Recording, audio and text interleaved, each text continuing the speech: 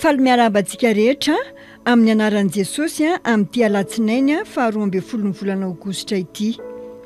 Ny rapsodiny famarinana anio dia mitondra ny lohahevitra hoe efa nisandratra izy.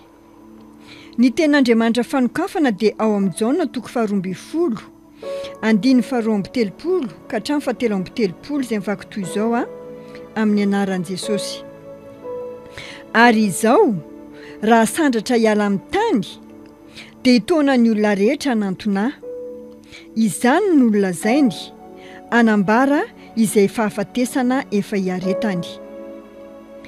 Indraindray ny kristianina dia mihira hira izay tsy misy dikany ara-panahy. Ohatra, misy mihevitra fa mideran'ny tompo izy ireo rehefa mihira hoe asandratra ambony kokoa Jesosy na hoe manandratra azy isika. Mety hiteny ianao hoe Pasteur Krisy inona no tsy mety amin'izany? Nahoana ny tsy afaka manandratra azy isika? Voalohany, efa eo amin'ny toerana avo indrindra sy ny toeran'ny fisandratana any an-danitra izy. Koa aiza indray no tianao hanandratana azy?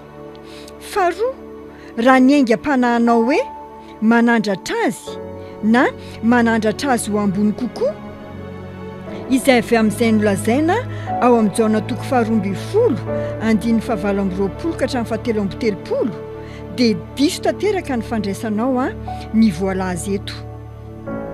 Ao amin'ireo andinin'ireo ao amin'ilay Jaona toko faharoa amby folo izany dia ny tompo dia miresaka momba ny fitsarana n'izao tontolo izao sy ny fandroahana ny andrinan'izao tontolo izao.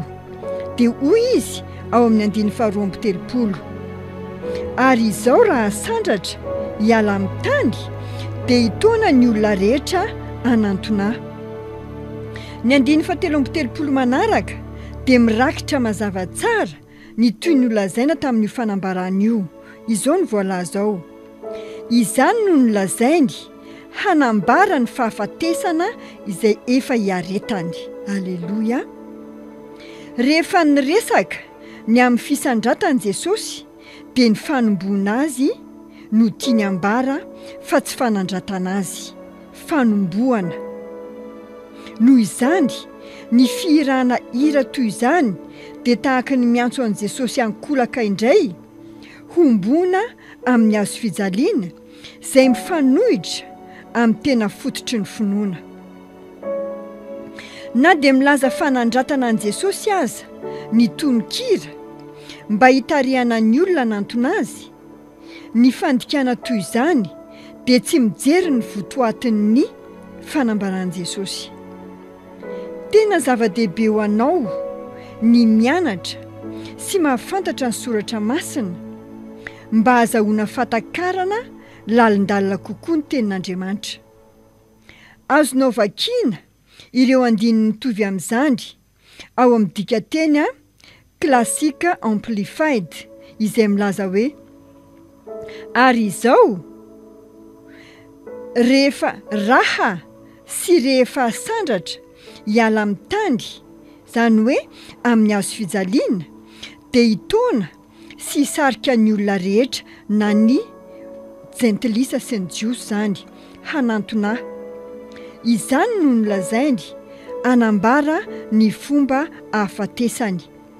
Izany dia amin'ny amplified klasika.